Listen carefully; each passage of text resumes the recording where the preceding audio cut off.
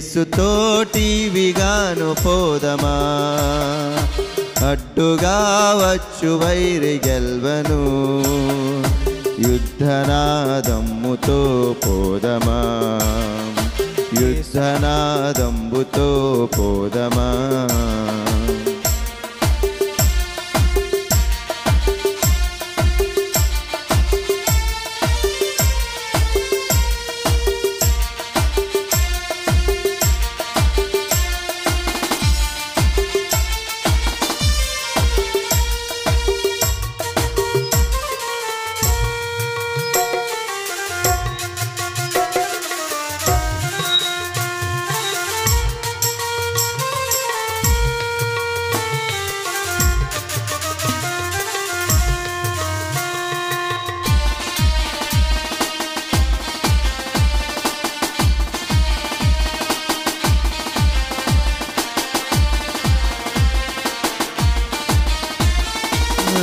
రాజు సైన్యమందు చేరను ఆ రాజు దివ్య సేవ చేయను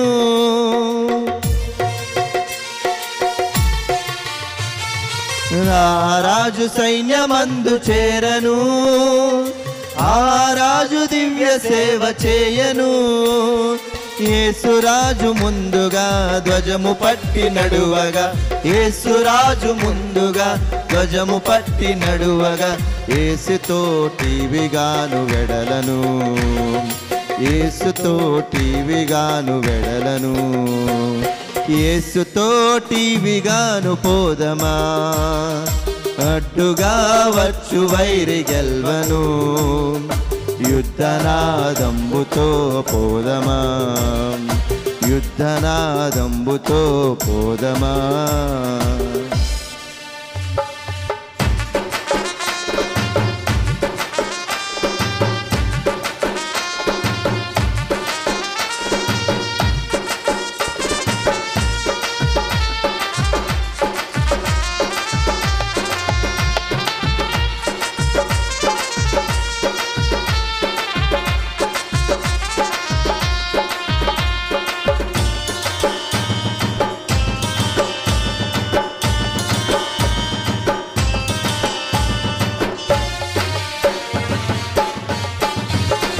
విశ్వాస కవచమును ధరించుచు ఆ రాజు నాజ్ఞమదిని నిలుపుచు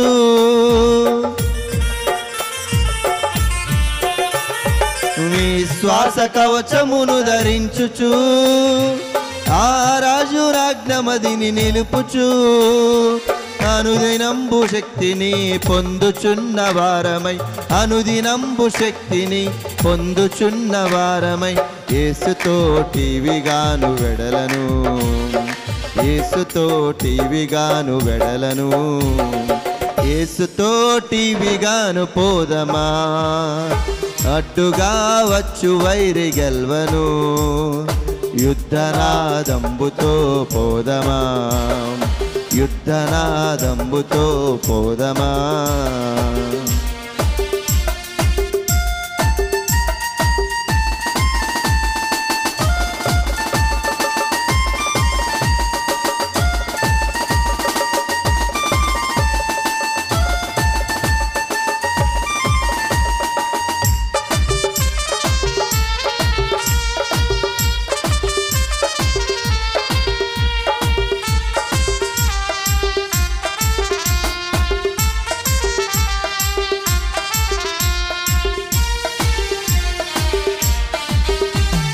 శోధనలు మనల చుట్టి వచ్చినా సాతాను అంబులెన్ని తగిలినా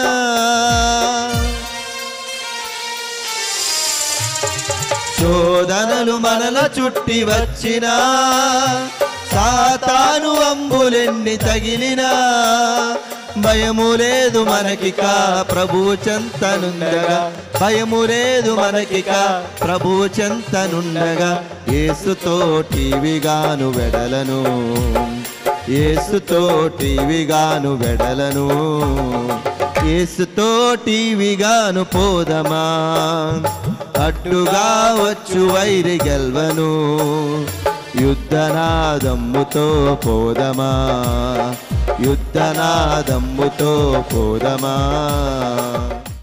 కాపరి అంటే సంరక్షకుడు. ప్రకాశం జిల్లా గిద్దలూరు, మార్కాపురం, దర్శి, వినుకొండ ఆ ప్రాంతాలు వెళుతున్నట్లయితే మనకు దారి పొడుగుతా గొర్రెల కాపర్లు కనపడతారు. ఒక గ్రామానికి మధ్యలో కేవలం ఒక 10 కిలోమీటర్ల దూరం ఉంటుంది. అయినా గంటన్నర పడుతుంది. కారణం గొర్రెలు అడ్డంగా ఉంటాయి. ఆ గొర్రెల మందలు తప్పుకోవడం చాలా కష్టం.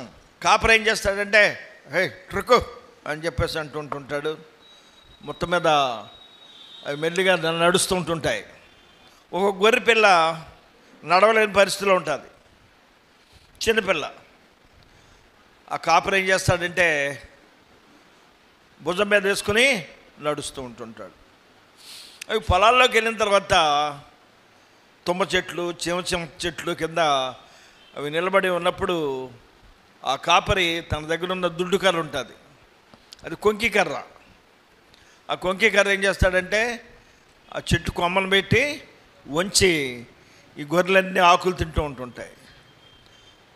కొన్ని గొర్రెలు మాటలు వినవు, అప్పుడు ఆ కర్ర తిరిగేసి కొడుతూ ఉంటుంటాడు. కాపరి కొట్టగలిగిన వాడు, పెట్టగలిగిన వాడు. అర్థమైందా మీకు? కనుక తప్పిపోయిన గొర్రెని వెదకి రక్షించగలిగిన వాడు ఆ కాపరి ఎవరు? ప్రభు అయిన యేసుక్రీస్తు. దేవునికి స్తోత్రం, హల్లెలూయా. బైబిల్ గ్రంథంలో కొంతమంది కాపర్లను చూద్దాం. ఆదికాండం 4వ అధ్యాయము 2వ వచనం. అతడు తమ్ముడగు హేబేలును కనెను. అందరు చెప్పండి అమ్మా. ప్రపంచంలో గొర్రెల కాపరి మొట్టమొదటి వాడు ఎవడో? మరి ఆడన్న ఏం చేసేవాడు? భూమిని సేద్యపరచువాడు. అది వ్యవసాయాన్ని చేసేవాళ్ళు కావాలి, అలాగే పశువులను మేపేవాళ్ళు కూడా కావాలి. పశువుల వల్ల మేలు పాలు, పెరుగు, వెన్న, జున్ను. గొర్రెలు కాపర్లు దాని మీద ఆధారపడుతుంటుంటారు. లాబాను గారి దగ్గర యాకోబు బలంగా పెరగడానికి గల కారణం అదే. వ్యవసాయం ఎవరు? కయ్యను వ్యవసాయం చేసేవాడు. బైబిల్ గ్రంథంలో ఏశావు వేటగాడు, యాకోబు ఏం చేసేవాడండి? గొర్రెలు మేపనేవాడు. యాకోబు ఇళ్ళకి వెళ్ళాడు. వెళ్ళకముందు అడ్డదారుల ఆశీర్వాదం సంపాదించి ప్రాణాన్ని కాపాడుకోవడానికి అమ్మ చెప్పిన మార్గంలో ప్రయాణం చేసి మేనమామ ఇంటికి వెళ్ళి ఫస్ట్ రాహేలును చూసి లవ్లో పడ్డాడు. ఆ తర్వాత 7 సంవత్సరాలు బాబు మంచిది, అందుకని నేను బాబు మంచిగా వచ్చావు అల్లుడా మేనడా, కనుక నువ్వు 7 సంవత్సరాలు నాకు గొర్రెలు మేపితే నీకు నా కూతుర్నిస్తా అన్నాడు. సరే, ఆ రోజుల్లో పాస్ట్ గారులు రిజిస్టార్లు అయ్యే ఉండవు. ఆ రాత్రి నువ్వు కోరినట్టుగానే నా కూతుర్ని ఇస్తున్నా అన్నాడు. ఏ కూతురు అని చెప్పలా. ఆ డేరాలోకి పంపించాడు. వెళ్ళగానే పాపం దీపం మారిపేశాడు. తెల్లారి లోపలికి వెళ్ళి చూస్తే జబ్బు కలది లేయ. ఏయ్ మామా అని లాభాన్ని మీద దెబ్బలాడితే, ఒరే బాబు నీ పేరే యాకోబు, నువ్వు మోసగాడివి, నీ అన్నను మోసం చేసి ఆశీర్వాదం పొందుకున్నావు, కనుక మరి పెద్ద కూతుర్ని పెళ్లి చేయకుండా చిన్న కూతుర్ని అట్లా ఇస్తాను, కనుక పెద్ద కూతుర్ని ఇచ్చాను. నువ్వు కోరుకున్న అమ్మాయి కావాలంటే దాని కొరకు కూడా నువ్వు ఎన్ని సంవత్సరాలు? 7 సంవత్సరాలు. యాకోబు లేయా కొరకు 7 సంవత్సరాలు, రాహేలు కొరకు 7 సంవత్సరాలు. ఆ తర్వాత చెప్పండి, ఆస్తి కొరకు 7, టోటల్గా 3 ఏళ్ళు 21 సంవత్సరం చేసినాక అప్పుడు దేవుడు పొమ్మన్నాడు బేతేలికి. కాపరి తన యొక్క మందలను జాగ్రత్తగా చూస్తాడు. 23వ కీర్తనలో మనం చూసాం, యెహోవా నా కాపరి. భర్త అనేటువంటి వాడు సంరక్షకుడు. యెషయా గ్రంథం 54లో ఉంది, ప్రయాసపడి గాలివాని చేత కొట్టుబడి ఆదరణ లేక ఉన్నదాన నీలాంజనములతో నీ పునాదులు వేయుదును, భయపడకము, నీ వైదవిపు నింద నువ్వు మరచుదు, నిన్ను సృజించిన వాడు యెహోవా నేనే నీకు భర్తను. భర్త అనే మాట సాంస్క్రిట్ వర్డ్ నుంచి వచ్చింది. భర్తృహు అనగా పోషకుడు, సంరక్షకుడు, కాపరి. అర్థమైందండి? కాపరి. దేవుని స్తోత్రం. హల్లెలూయా. రాత్రి సిస్టర్ ఎస్తేరు అంజు గారు ప్రవచనం చెప్తూ, కొంతమంది మీలో ఫ్యామిలీ విచ్ఛిన్నమైన వాళ్ళు ఉన్నారు. మీ ప్రార్థన దేవుడు వింటున్నాడు, ఆయన అద్భుత కార్యం చేస్తాడని చెప్పేసి అని ఆమె ప్రవచనం చెప్పింది. చాలామంది వ్యాధిగ్రస్తుల గురించి ఆమె మాట్లాడింది.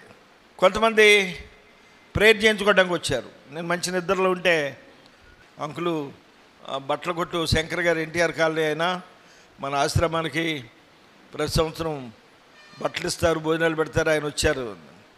అవును, ఆయనకి హెర్నియా ప్రాబ్లం, ఒకసారి ఆపరేషన్ అయిన మళ్ళీ వచ్చింది. ఆయన భార్యకు కూడా ప్రాబ్లం ఉంది, అబ్డామినల్ ప్రాబ్లం. గురువారం నా దశమావ నుండి 2,000 రూపాయలు తీసుకువెళ్ళి చర్చిలో ఒక దివ్యాంగురాలు ఉంటే ఆమెకి బట్టలు కొని, ఇంకో 2 పేద సహోదరులు ఉన్నారు, వారికి కూడా 2 చీరలు కొని ఇద్దామని వెళ్ళాను. అప్పుడు చెప్పా, ఇలా నాకు దేవుడు అస్వస్థత నుండి కాపాడి మీరు స్వస్థపడతారని చెప్పిన సహోదరు వచ్చారు, మీకు దేవుడు ఆరోగ్యం ఇస్తాడు రండి అన్న. మంచి బిల్డింగ్ కట్టుకున్నాడు, ఎన్టీఆర్ కాలనీలో మంచి వస్త్రాల వ్యాపారి. రాత్రి వచ్చారు, పాప చెప్పింది ప్రాబ్లం ఏంటో చెప్పాను. ఆమె కళ్ళు మూసుకుని ప్రార్థన చేసి, నీకు ఇక్కడ ఒక తాయెత్తు ఉంది, చేతికి ఒక తాయెత్తు ఉంది, ఎటు తీసేసిరా అంది. అలా 2 ముగ్గురు అంది. కళ్ళు మూసుకునే చెప్పేసింది ఆవిడ. బయటికి వెళ్ళిపోయి అవి తీసి పడేసి అప్పుడు వచ్చినాక ప్రార్థన చేసింది ఆవిడ. చాలామంది తాయెత్తులు తీసేసి పడేసి వచ్చినాకే ప్రార్థన చేసింది. అవును, 2 పడవల మీద మనం కాళ్ళు వేయడానికి వీల్లేదు. మన కాపరి మనల్ని ఆదుకునే కాపరి. దేవుని స్తోత్రం. తర్వాత వాళ్ళు చాలా సంతోషిస్తూ వెళ్ళిపోయారు. కాపరి లక్షణం, ఆ గొర్రె తప్పిపోతే మళ్ళీ వెతికే గొర్రె. యేసుక్రీస్తు ప్రభులు వారు ఈ లోకంలోనికి ఎందుకు వచ్చాడు? పాపులను రక్షించడానికి యేసుక్రీస్తు ఈ లోకంలోనికి వచ్చారని వాక్యము నమ్మదగినది, పూర్ణాంగీకారానికి యోగ్యమైంది. అవునా కదా? రక్షించాలి. కాపరి అనేవాడు తన గొర్రెలను మేపును. అందరు చెప్పండి, కాపరి అనేవాడు ఏం చేస్తాడండి? తన గొర్రెలను మేపును. మనం ఏం చదువుకున్నాం 2వ కీర్తనలో?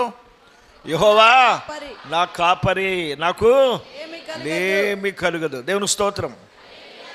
కనుక యేసుక్రీస్తు ప్రభువారు తప్పిపోయిన మనల్ని రక్షించడానికి వచ్చాడంట. అవునా? అవును. ఆయన మనల్ని మేపేవాడు, ఆయన మనల్ని కాసేవాడు. గాఢాంధకారములో మనం సంచరించినను ఒరేయ్ రండ్రా, మొగోడుంటే నాతో కలిసి యుద్ధం చేయండి. ఏలాలోయలో కేకలేస్తున్నాడు గోలీడు, 6 జ్ఞానుడు. పాపం మొట్టమొదటి రాజు అయ్యాడు. ఒక్కడొస్తే చాలు, నేను ఓడిపోతే మేము దాసులం పిలుస్తున్నామి మీకు, మీరు ఓడిపోతే మాకు దాసులు, పెద్ద యుద్ధం అక్కర్లా, ప్రాణ నష్టం అక్కర్లా అన్నాడు. కొత్తగా మొన్నే ప్రమాణ స్వీకారం చేశాడు సమూయేలు గారి ద్వారా. భయపడిపోతున్నాడు రాజుగారు. అలాంటి సమయంలో ఓ బుడ్డోడు వచ్చాడు, నువ్వు మీసాలోడు. వాళ్ళ నాన్న పంపించాడు, అరే యుద్ధంలోకి అన్నయ్యోళ్ళు వెళ్ళారా, నువ్వు ఇంకా మైనర్వి, మేజర్ అవ్వలేదు, గొర్రెలు గాయడానికి. వాళ్ళ వృత్తి అది, కాపర్లు. నువ్వు వెళ్ళి అన్నయ్యోళ్ళ క్షేమ సమాచారం చూసిరా, కొన్ని పేలాలు కొన్ని జునుగడ్డలు ఇచ్చిరా అన్నాడు. ఈ లోపల చూసేవాడికి ఈ కేక వినబడుతుంది, ఒరే ఎవడవరా నువ్వు, సున్నతి లేని వాడివి, జీవము కలిగిన యెహోవాను దూషించడానికి నువ్వెవడవే, నేనున్నా అంటున్నాడు ఈయన. ఆ మాట సౌలుకి వినపడ్డది. తెర చూస్తే నువ్వు చిన్నపిల్లవాడు, బాలుడివి, వాడు చిన్నప్పటి నుండి యుద్ధాభ్యాసం చేసిన వాడు. అప్పుడు అంటాడు, నేను కాపరిగా ఉన్నప్పుడు నా మంద మీదకి ఎలుగుబంటి వచ్చింది, చీల్చేశాను. సింహం వచ్చింది, చీల్చేసి దాని నోట్లోంచి నా బిడ్డని. అలాగే సాతాను అనే సింహం నోటిలో నుండి నిన్ను విమోచించడానికి యేసుక్రీస్తు ప్రభులు వారు రక్షకుడిగా వచ్చాడు. సింహాన్ని ఎలుగుబంటిని చీల్చినప్పుడు గాయాలు అవ్వకుండా ఉంటాయా? పంజా పెట్టి ఒక దెబ్బ కొడుతుంది, ఒళ్ళంతా రక్తసిక్తం. అయినా సరే ఆయన తన రక్తమును చిందించి గొర్రె పిల్ల అయిన మనల్ని విమోచించాడు. దేవునికి స్తోత్రం. రక్షకుండు దయించినాడట. మన కొరకు పరమ రక్షకుండు దయించినాడట. రక్షకుండు దయించినాడు రాజగొల్ల బోయలార. తక్షణమున పోయి మనని వీక్షణ ఫలముందుదాము. రక్షకుండు దయించినాడట. మన కొరకు పరమ రక్షకుండు దయించి. దావీదు వంశమందు ధన్యుడు జన్మించినాడు. దావీదు వంశమందు ధన్యుడు జన్మించినాడు. దేవుడగు యెహోవా మన దిక్కు తేరి చూచినాడు. రక్షకుండు దయించినాడట. మన కొరకు పరమా రక్షకుండు దయించినాడట. గగనము నుండి దిక్కి కరుడుగా ప్రియేలు దూత. తగినట్టు చెప్పే వారికి మిగుల సంతోష వార్త. రక్షకుండు దయించినాడట. మన కొరకు పరమా రక్షకుండు దయించినాడట. వర్తమానము చెప్పి దూత వైభవమున పోవుచున్నాడు. వర్తమానము చెప్పి దూత వైభవమున పోవుచున్నాడు. తక్షణమున పోయి మనని వీక్షణ ఫలముందుదాము. రక్షకుండు దయించినాడట. మన కొరకు పరమా రక్షకుండు దయించినాడట. అందుచుగొల్ల ఒకరినొకరు ఆనవాలు చెప్పుకొనుచు. అనుచుగొల్లొకరినొకరు ఆనవాలు చెప్పుకొనుచు. అనుమతించి కడకు క్రీస్తు నందరికి తెలిపినారు. రక్షకుండు దయించినాడట. మన కొరకు పరమా రక్షకుండు దయించినాడట. Happy Christmas. పండుగ అంటే ఏంటి? కంటి పండగ, ఇంటి పండగ, ఒంటి పండగ, పంటి పండగ అన్నాడు ఒక ఆయన. దయ్యపు చింతపడని ఆ ఊర్లో సెమీ క్రిస్మస్కి వాక్యపరిచయం చేయడానికి వెళ్ళి కైకులూరు దగ్గర. నాకేమో అర్థం కాలే. నీ కోడ్ నాకు చెప్పురా బాబు అన్న. ఏం పండగంట? మొట్టమొదటి ఇంటి పండగంట. ఇంటిని బూజంతా దురుపుకొని డెకరేట్ చేసుకుని రంగులు వేసుకుంటాం. సంవత్సరం అంతా చేసిన పాపాలన్నీ కడిగేసుకుని తుడిచేసుకుని ప్రభావమని రక్షించయ్యా రక్షకుడు నువ్వు అని చెప్పేసి అడగాలి ఈ హృదయం అనే ఇంటిని. రెండోది ఇంకో పండుగ ఏంటి అన్న? ఏమండి? ఒంటి పండుగ అండి. మంచి బట్టలు కొనుక్కుంటాం, ఉన్నా లేకపోతే అప్పని చచ్చి. ఇంకో మూడో పండుగ ఏంటిరా? ఇంటి పండుగ, ఒంటి పండుగ, పంటి పండుగ. అంటే కటకట్లో పడపట్లు జాయింట్లు. పండగ రోజుని ఒక ఆయన అన్నాడు, అప్పు చేశాను సరే నిప్పులాంటి తాగాలండి అన్నాడు ఒక ఆయన. ఆయనకి పండగ అంటే ఇక పల్లెటూరులు అంతే. ఆ తర్వాత ఇంకో పండగ ఏంటి బాబు అన్న? కంటి పండగ అండి. అని పండగ రోజునే ధనవంతుడు లాజరు నాటకం అని చూడకపోతే ఎట్లా? గుమ్మడి జయరాజు వస్తాడు, గుడివాడి నుంచి నీలమహల్ నుంచి వస్తారు, లేకపోతే సినిమాకన్నా వెళ్ళాలి కైగులూరు అన్నాడు ఆయన. కొంతమందికి నామకార్థ క్రైస్తవులకి ఆ పండుగలు. మనకైతే నా పాపము నుండి రక్షించుటకు యేసుక్రీస్తు లోకానికి వచ్చాడు. ఆయన లేకపోతే నేను ఉండలేను, నేను బ్రతకలేను. అవునా? రాజా నీ సన్నిధిలోనే ఉంటానయ్యా, మనసారా ఆరాధన చేసుకుందాం. రాజా నీ సన్నిధిలోనే ఉంటానయ్యా, మనసారా ఆరాధిస్తూ బ్రతికేస్తానయ్యా. నేనుండాలేనయ్యా, నీ బ్రతుకాలేనయ్యా. నీ బ్రతుకాలేనయ్యా, నీవే లేకుండా నేనుండాలేనయ్యా.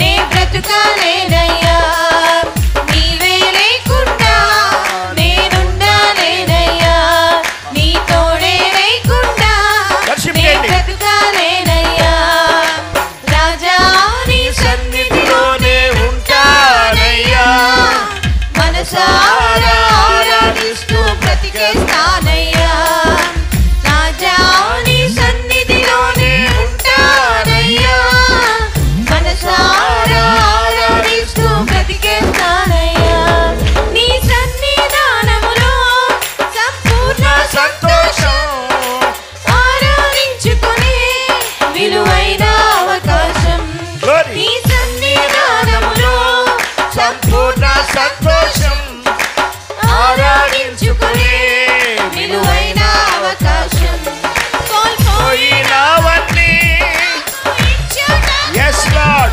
కోల్పోయినవన్నీ నాకు ఇచ్చుటకును.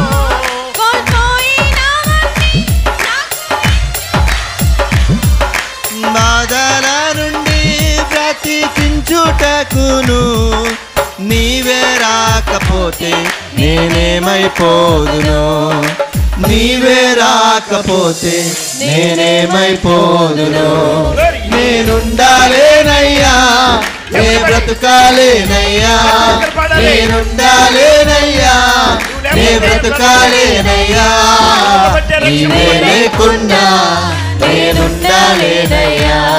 నీ తోడే లేకుండా నే బ్రతుకాలేనయ్యా.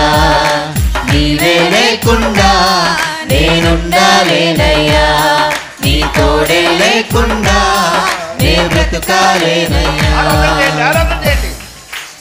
ప్రవేశించేదా నీ గుమ్మములో స్తుతులతో స్తోత్రాలతో. ప్రవేశించేదా నీ గుమ్మములో స్తుతుల స్తోత్రాలతో. గొర్రె పిల్ల రక్తముతో ప్రవేశించుదా రక్షణ వస్త్రముతో. ప్రవేశించేదా గొర్రె పిల్ల రక్తముతో. ప్రవేశించేదా రక్షణ వస్త్రముతో. ప్రవేశించేదా హిమము కంటు స్తుతి వస్త్రము ధరించి పరిశుద్ధుని సన్నిధాన సమీపించేదా. పరిశుద్ధుని సన్నిధాన సమీపించేదా. ప్రవేశించేదా నీ గుమ్మములో స్తుతుల స్తోత్రాలతో. ప్రవేశించేదా ప్రవేశించేదా ప్రవేశించేదా. రిబలా చందర్రబా ప్రవేశించుదాము యెహోవా సన్నిధిలో. రిబదా షిందర్రక సిందర్రబా లిఫరో షిందిరిక సియందర్రబా. విరిగి నలిగిన మనస్సుతో ప్రవేశించుదాము. రిదా సుందర్రకులుష్యా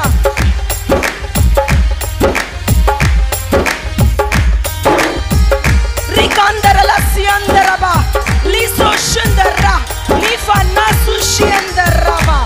ఓ హల్లెలూయా హల్లెలూయా హల్లెలూయా. రిదా షుకుందర్రా రబసియాషో రిబదా షియందర్రబా.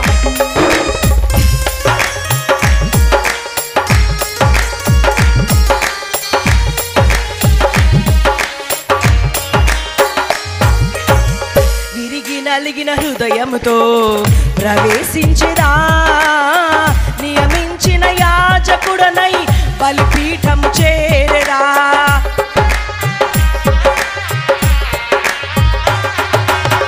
విరిగి నలిగిన హృదయముతో ప్రవేశించేదా. నియమించిన యాజకుడనై బలిపీఠము చేరెదా. ఆసీనుడవైన రాజును ఎదుర్కొనుటకై. ఆసీనుడవైన రాజును ఎదుర్కొనుటకై. కరములెత్తి నీ కృపకై వేచియుండెదా. కరములెత్తి నీ కృపకై వేచియుండెదా. ప్రవేశించేదా నీ గుమ్మములో స్తుతుల స్తోత్రాలతో. ప్రవేశించేదా ప్రవేశించేదా నీ గుమ్మములో స్తుతులతో స్తోత్రాలతో. గొర్రె పిల్ల రక్తముతో గొర్రె పిల్ల రక్తముతో. గొర్రె పిల్ల రక్తము రక్షణ వస్త్రము. ఎఫాతా తెరవబడు. పరలోకమా తెరవబడు. అదిగో దేవుని గొర్రె పిల్ల. లోక పాపమును మోసుకొని పోవు దేవుని గొర్రె పిల్ల.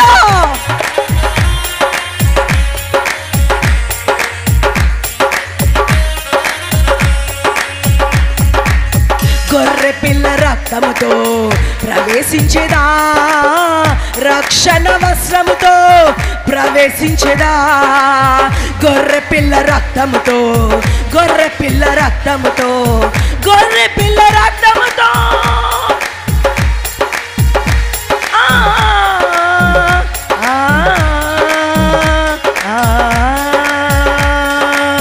గొర్రె పిల్ల రక్తముతో గొర్రె పిల్ల రక్తముతో రిషందర్రబా గొర్రె పిల్ల రక్తము లేకుండా నీకు ప్రవేశము లేదు రక్షణ వస్త్రము లేకుండా నీకు ప్రవేశన లేదు లిసందర్ రషిందర్ రకుసియా రిబందర్ లషియా ప్రవేశించేదా ప్రవేశించేదా ఎఫాతా ఎఫాతా తెరవబడు తెరవబడు ఎలోహీ గొర్రె పిల్ల రక్తము ఎలోహీ ఎలోహీ తండ్రి ఎలోహీ fire fire in the name of the Lord fire in the name of Jesus లిషా ఫండర్ రసియో and the moshikindrala elorusia shundara elohi తెరవబడు పరలోకమా తెరవబడు తెరవబడు రెండు చేతులు పైకెత్తుదాం విరిగి నలిగిన హృదయముతో ప్రవేశించేదా